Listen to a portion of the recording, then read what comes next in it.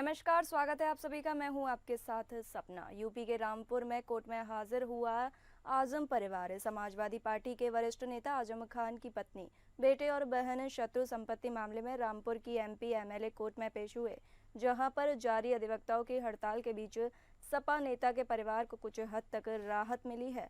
Samajwadi party के वरिष्ठ नेता आजम खान का जौहर ट्रस्ट है, जिसमें उनकी पत्नी डॉक्टर तंजीम फातिमा, बेटे अदीब आजम और बहन निगत अखलाक कुछ अन्य लोगों के साथ ट्रस्टी है। इसी ट्रस्टी के माध्यम से मौलाना मोहम्मद अली जौहर यूनिवर्सिटी स्थापित की गई थी। फिलहाल इसके परिसर में मौजूद शत्रु संपत्ति के दस्तावेजों से हेरफेर करने का मामला वर्ष 2021 में दर्ज हुआ था। आजम खान की पत्नी, बेटे और बहन को पिछले दिनों में कोर्ट ने अंतरिम जमानत दे दी थी। आज इसी मामले में कोर्ट में सुनवाई होनी थी, लेकिन अधिवक्ताओं की हड़ताल के चलते उनके अधिवक्ता के द्वारा कोर्ट की कार्यवाही में भाग नहीं लिया जा सका। लेकिन फिर भी कोर्ट ने उनकी अंतिम जमानत को बढ़ाते हुए 20 मार्च घोषित कर दिया है। कोर्ट का ये कदम आजम खान परिवार के लिए राहत के तौर पर देखा जा रहा है। ये जो बेल आज सरेंडर करा था, उसी के आज उन्होंने बेल जो है इंटरिम बेल आगे बढ़ा दी, 20 तारीख लगा दी है।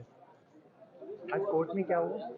अच्छा, सस्पेंड जो वकील जो हैं वो स्ट्राइक पर हैं, तो इसलिए आज तक के लिए उनकी बेल थी, इंटरिम बेल, वो आज उन्होंने अदालत के अंदर सरेंडर करा और उस इंटरिम बेल को एक्सटेंड कर दिया 20 तारीख तक के लिए। आज कौन कौन पेश हुआ था व्यक्तिगत रूप से उसमें जितने भी मुलजिम थे वो सभी व्यक्तिगत रूप से उपस्थित हुए थे।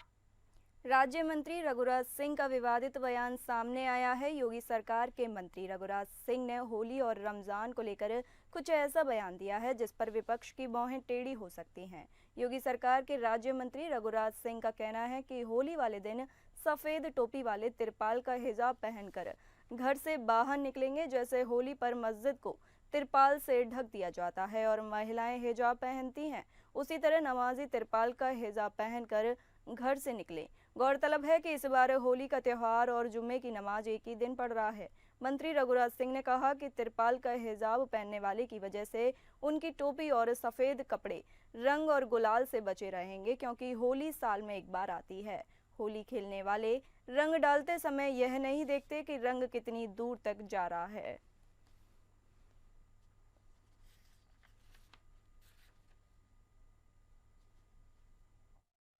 कि शासन प्रशासन तो मुस्तैद है होली मनाने के लिए और जुम्मे की नमाज भी अदा कराने के लिए, परंतु कुछ लोगों को ऑब्जेक्शन है।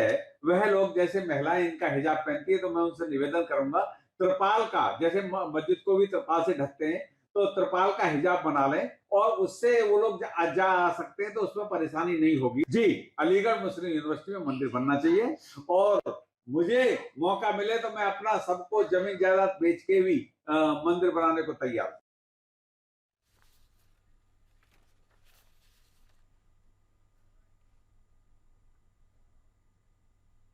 यूपी के मुरादाबाद में होली पर घर जाने वालों की तैयारियां शुरू हो गई है। रंगों के पर्व होली पर घर जाने वाले यात्रियों का सफर सुविधाजनक हो, ट्रेनों और रेलवे स्टेशन पर अफरा तफरी का माहौल न बने, इसको लेकर उत्तर रेलवे का मुरादाबाद डिवीजन बेहद गंभीर है, जिसको लेकर रेलवे डिवीजन से न सिर्फ स्पेशल ट्रेन चलाई जा रही है, बल्कि रेलवे स्टेशन पर अतिरिक्त टिकट काउंटर भी खोल दिए गए हैं। साथ ही यात्री सुरक्षा को देखते हुए प्लेटफॉर्म को रस्सी से लैस किया जा चुका है, ताकि ट्रेन के आने और जाने के समय किसी भी प्रकार की अफरा तफरी न फैले, यात्रियों को असुविधा न हो। वहीं मुरादाबाद रेलवे मंडल के मंडल वाणिज्य प्रबंधक आदित्य गुप्ता का कहना है कि होली के सीजन को ध्यान में रखते हुए कोहरे के चलते बंद सभी ट्रेनों को 1 मार्च से रिस्टोर किया गया है। कई स्पेशल गाड़ियों का संचालन बढ़ाया गया है, जिसमें से मुरादाबाद मंडल से 37 जोड़ी स्पेशल ट्रेन गुजर रही है। साथ ही कुछ ट्रेन चल भी रही है।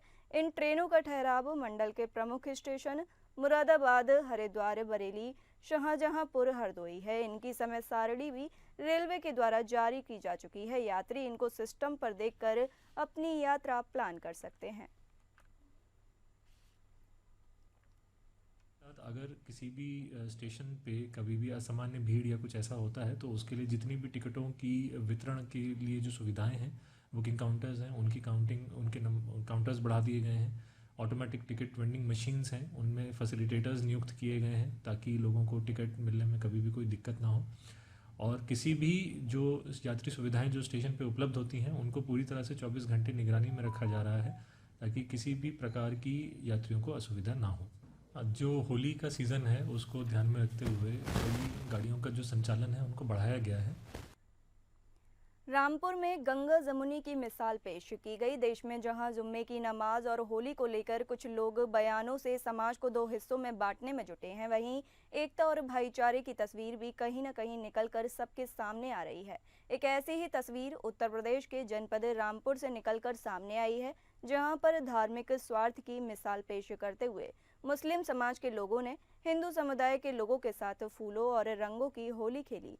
उत्तर प्रदेश की जनपद रामपुर के अंबेडकर पार्क में मुस्लिम महासंघ के राष्ट्रीय अध्यक्ष फरहत अली खान की अगुवाई में मुस्लिम समाज के लोगों ने विगत वर्षों की तरह इस साल भी हिंदू समुदाय के लोगों के साथ बुलाकर उनके साथ फूलों और रंगों से होली खेली। गौरतलब है कि इस बार की होली रमजान माह के जुम्मे के दिन है। नमाज और रंग खेलने को लेकर सियासी पारा भी संभल के सीईओ अनुज चौधरी के बयान से राजनीतिक गलियारों में चढ़ा हुआ है। ऐसे में मुस्लिम महासंघ के द्वारा दोनों समुदायों के साथ मिलजुल कर खेली गई यह होली धर्म और त्योहारों के नाम पर राजनीतिक रोटियां सेकने वालों के मुंह पर करारा तमाचा है।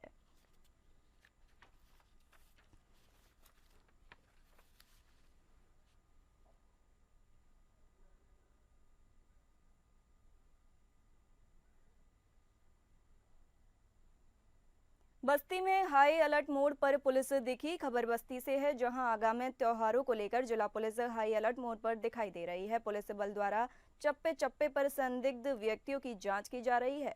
होलिका दहन, होली व रमजान को देखते हुए पुलिस ने अपराधियों पर शिकंजा कसना शुरू कर दिया है। एसपी ने समस्त राजपत्रित अधिकारी व संबंधित शाखा प्रभारियों द्वारा कार्रवाई के संबंध में की गई गोष्ठी की जा रही है। सीओ हरैया संजय सिंह व एसएचओ हरैया तहसीलदार सिंह के नेतृत्व में कस्बे में पैदल मार्च निकाला जा रहा है। सीओ हरैया संजय सिंह ने बताया कि आगामी त्योहारों को देखते हुए पुलिस सतर्क है। शांति व्यवस्था बनाए रखने के लिए जनता से अपील भी की जा रही है। सभी होली के पर्व को शांतिपूर्ण ढंग से मनाएं। हरैया सर्कल में पुलिस हर कस्बे में व बाजारों एवं चौराहों पर संदिग्ध व्यक्तियों को रोककर पूछताछ भी कर रही है।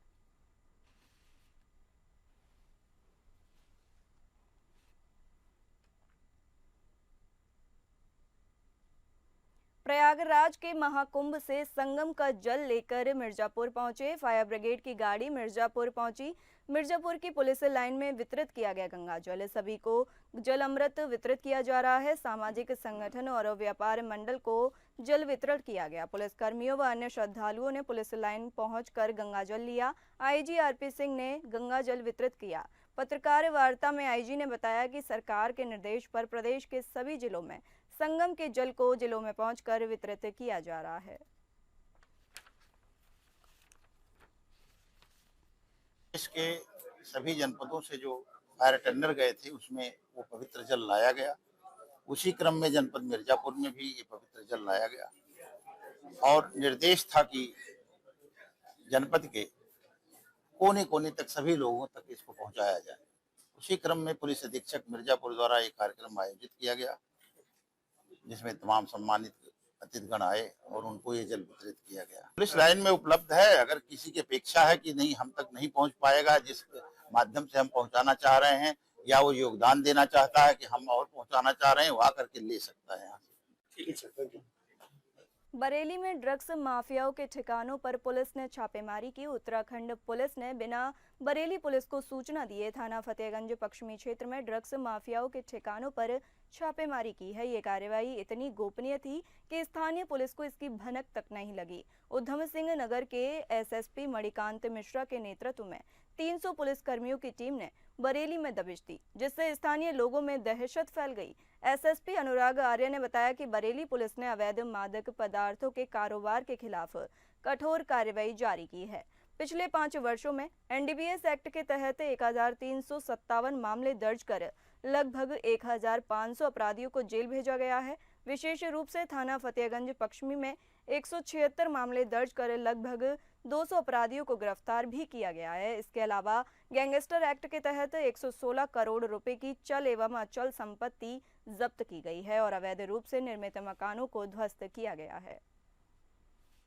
आज सुबह चौकी प्रभारी फतेहगंज पश्चिमी कस्बा के द्वारा सूचित किया गया कि कल रात्रि में जब वह गश्त पे थे तो उनके द्वारा देखा गया कि जनपद उद्यम सिंह नगर की पुलिस वरिष्ठ अधिकारियों के साथ कस्बे में पहुंची है। इस कार्रवाई की जानकारी स्थानीय थाने या किसी वरिष्ठ पुलिस अधिकारी को नहीं दी गई थी। चौकी प्रभारी गश्त में जानकारी होने के बाद इस टीम के साथ साथ रहे और उनके द्वारा टीम को पूर्ण सहयोग दिया गया। इस कार्रवाई के दौरान उस जनपद की पुलिस के द्वारा कुल 16 व्यक्तियों को हिरासत में लेकर प्रस्थान किया गया। वहाँ पे जो मकान थे और रिहायशी एरिया है उसकी तलाशी भी ली गई। इस पूरी कार्रवाई के दौरान किसी व्यक्ति से, किसी मकान या किसी परिसर से किसी अवैध मादक पदार्थ की कोई बरामदगी नहीं हुई है। जो 16 व्यक्ति हिरासत में लिए गए थे उनमें से 15 व्यक्तियों को पूछताछ के बाद उनके परिजनों को सुपुर्द कर दिया गया है। एक व्यक्ति को पुलिस के द्वारा, स्थानीय पुलिस के द्वारा गिरफ्तार किया गया है। हमारे द्वारा जब इन 15 व्यक्तियों का आपराधिक इतिहास चेक कराया गया है तो उनमें से 14 के विरुद्ध कोई FIR पंजीकृत होना नहीं पाया गया है। एक व्यक्ति के विरुद्ध मारपीट की एक FIR पंजीकृत होना पाया गया है। यूपी के प्रतापगढ़ में सीएम आवास के सामने आत्मदाह का प्रयास किया गया। आपको बता दें कि आत्मदाह की कोशिश करने वाली महिला, इसके बाद उत्तर प्रदेश के प्रतापगढ़ के रहने वाले एक परिवार ने लखनऊ मुख्यमंत्री आवास के सामने 2 दिन पूर्व पूरे परिवार के साथ तिल छिड़क कर आत्मदाह का प्रयास किया। उसके बाद पुलिस हरकत में आ गई। पुलिस ने एक टीम बनाकर जांच की। जांच में फतनपुर के सुरवा मिश्रपुर में जमीनी विवाद का मामला सामने आया है। रेखा मिश्रा नाम की महिला पर स्थानीय लोगों ने कई गंभीर आरोप लगाए हैं। 2 दिन पहले सीएम आवास के पास आत्मदाह का प्रयास करने वाली रेखा मिश्रा ने 8,30,000 रुपए में जमीन बेचने के बाद भी उस पर कब्जा करने की कोशिश की। 17 अगस्त 2024 को रेखा मिश्रा के पति और परिवार ने माधुरी मिश्रा को 7.5 बिस्वा जमीन का बैनामा कर दिया। माधुरी मिश्रा ने यह जमीन अपने जेवर बेचकर खरीदी थी। आरोप है कि रेखा मिश्रा ने माधुरी मिश्रा को धोखा देकर प्रधानमंत्री आवास भी बेच दिया। रेखा मिश्रा ने पुलिस प्रशासन पर दबाव बनाकर बेचे हुए आवास पर कब्जा कर लिया। अब वो माधुरी मिश्रा और उनके परिवार पर झूठे आरोप लगाकर बेची हुई जमीन पर भी कब्जा करना चाहती हैं और इससे पहले भी थाने के सामने परिवार संघ हाईवे पर बैठकर धरना दे चुकी हैं और 2 दिन पहले ही लखनऊ मुख्यमंत्री आवास के सामने परिवार के संग आत्मदाह करने का प्रयास भी कर चुकी हैं। वर्तमान में रेखा और राजन मिश्रा फतनपुर के सुरवा मिश्रपुर से अपनी सारी जमीन बेचकर कंधई इलाके के उतरास में रह रही है। स्थानीय लोगों का कहना है कि वह बुजुर्ग शारदा प्रसाद की पैतृक जमीन पर भी फर्जी आरोप लगाकर कब्जा करने की कोशिश कर रही है। इलाके के लोग रेखा मिश्रा की इन हरकतों से काफी परेशान हैं। कौशाम्बी में पुलिस और गौ तस्करों के बीच मुठभेड़ हो गई। कौशाम्बी जिले के मंजनपुर थाना क्षेत्र में पुलिस और गौ तस्करों के बीच मुठभेड़ हो गई। मामला मंजनपुर थाना क्षेत्र के बिछौरा गांव का है, जहां पुलिस को गौकसी की सूचना मिली थी। जैसे ही पुलिस मौके पर पहुंची, गौ तस्करों ने भागने की कोशिश की और फायरिंग कर दी। इस दौरान मोनू नाम के एक तस्कर के पैर में गोली लगी है, जबकि 2 अन्य को गिरफ्तार कर लिया गया है। घायल मोनू को मेडिकल कॉलेज में भर्ती कराया गया है। तीनों तस्करों पर पहले से कई आपराधिक मुकदमे दर्ज थे। पुलिस पूरे मामले की जांच कर रही है। जनपद कौशाम्बी के थाना मंझनपुर के अंतर्गत दिनांक 10/11 की रात को पेट्रोलिंग के दौरान मुखबिर खास द्वारा पुलिस को सूचना दी गई कि मंझनपुर के ही ग्राम बिछौरा के अंतर्गत जंगल में एक गौकसी की घटना को अंजाम दिए जाने की कोशिश की जा रही है। मुखबिर खास की सूचना पर तत्काल हमारी पुलिस की टीम मौके पर पहुंची। पुलिस को देखते ही अभियुक्त पक्ष ने पुलिस पर फायरिंग की। पुलिस द्वारा जवाबी कार्रवाई में एक व्यक्ति को पैर में गोली लगी है। शेष भाग रहे 2 व्यक्तियों को पुलिस ने कॉम्बिंग करते हुए कुछ दूर जाकर के पकड़ लिया है। पकड़े हुए जो व्यक्ति है उन्होंने अपना नाम गुफरान पुत्र जहीरुद्दीन तथा लुल्ला पुत्र मंसूर बताया तथा घायल व्यक्ति का नाम मोनू पुत्र मल्लू बताया गया है। इन सभी 3 व्यक्तियों पर पहले भी गौकसी समेत अन्य संगीन अपराध पंजीकृत हुए थे। अतः अग्रिम जो आवश्यक विधिक कार्यवाही है वो अमल में लाई जा रही है। कौशाम्बी जिले में दिल दहला देने वाली घटना सामने आई है। आपको बता दें कि किसी पुराने विवाद के चलते खूनी संघर्ष हो गया। सरजीत नामक युवक की सनी नाम के व्यक्ति से कहासुनी हो गई। सोमवार की रात को सरजीत जैसे ही घर पहुंचा, इसी दौरान सनी व उनके साथियों ने गाली गलौज शुरू कर दी। सरजीत द्वारा इसका विरोध करने पर सनी के साथियों ने सरजीत के सिर पर फरसे और कुल्हाड़ी से हमला कर दिया। घटना में सरजीत का सर फट गया। बीच बचाव में सरजीत की मां के सिर पर भी चोट आई है। आरोपी मौके से फरार हो गए। गांव के लोगों ने घटना की सूचना पुलिस को दी। घायलों को पुलिस मेडिकल कॉलेज लेकर पहुंची। इलाज के दौरान दोनों की मौत हो गई। पुलिस आरोपियों की तलाश कर रही है।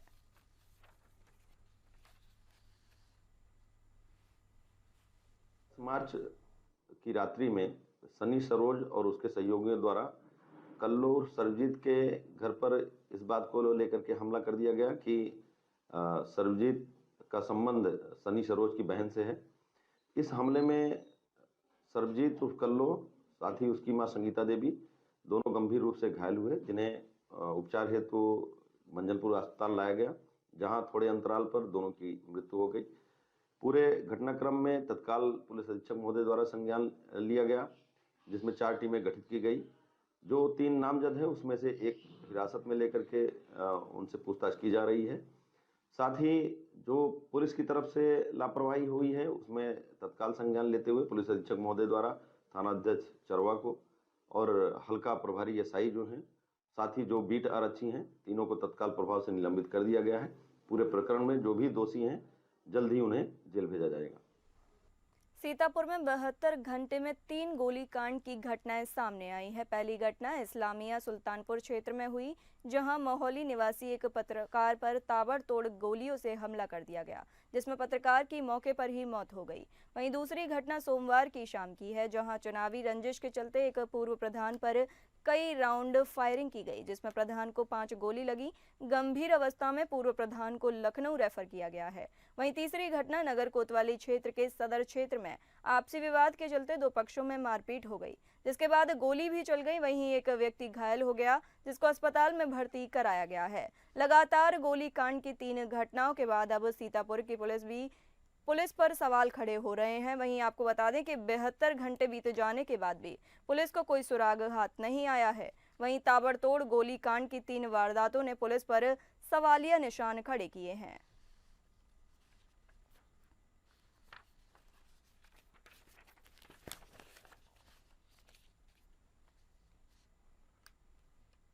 सीतापुर में दिन दहाड़े पत्रकार राघवेंद्र वाजपेयी की हत्या का मामला सामने आया है।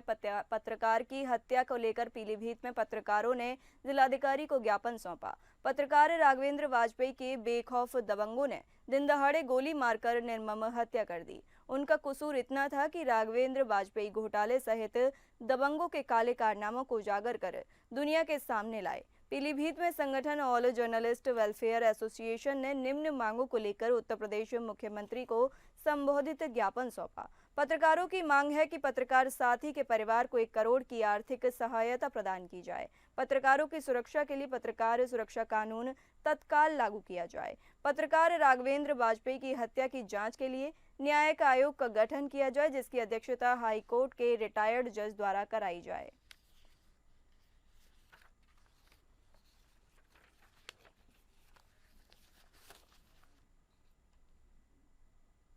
सीतापुर जिले में पत्रकार की गोली मारकर हत्या करने का मामला जोरों पर है। सोमवार को मामले को लेकर प्रेस क्लब में विरोध प्रदर्शन किया गया, जिसमें अध्यक्ष सत्यप्रकाश द्विवेदी ने कहा कि सीतापुर के मोहाली कस्बे के निवासी पत्रकार राघवेंद्र वाजपेयी की गोली मारकर हत्या किए जाने की घटना से जिले के सभी पत्रकारों में शोक व्याप्त है।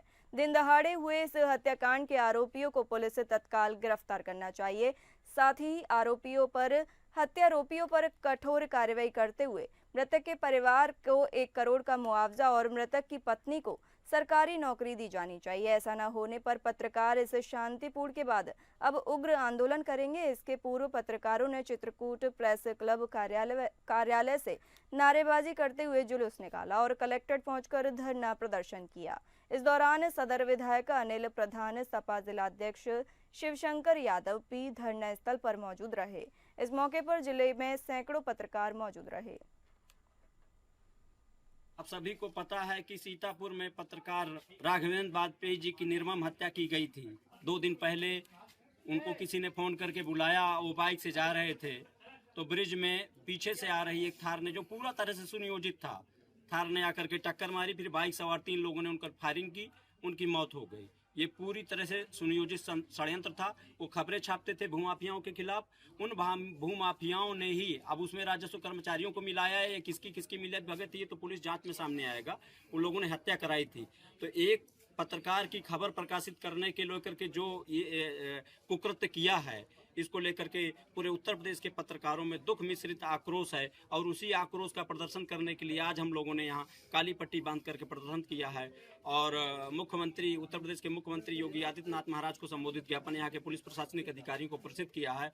और साथ में यह अपेक्षा की है, हमें उम्मीद है कि जो हत्यारे हैं उनको गिरफ्तार किया जाएगा, उनके मुकदमे त्वरित न्यायालय में भेजे जाएंगे, फास्ट ट्रैक कोर्ट में जल्द से जल्द उनको फांसी की सजा दिलाई जाएगी, प्रभावी पैरवी की जाएगी। फिलहाल इस बुलेटिन में इतना ही। नमस्कार।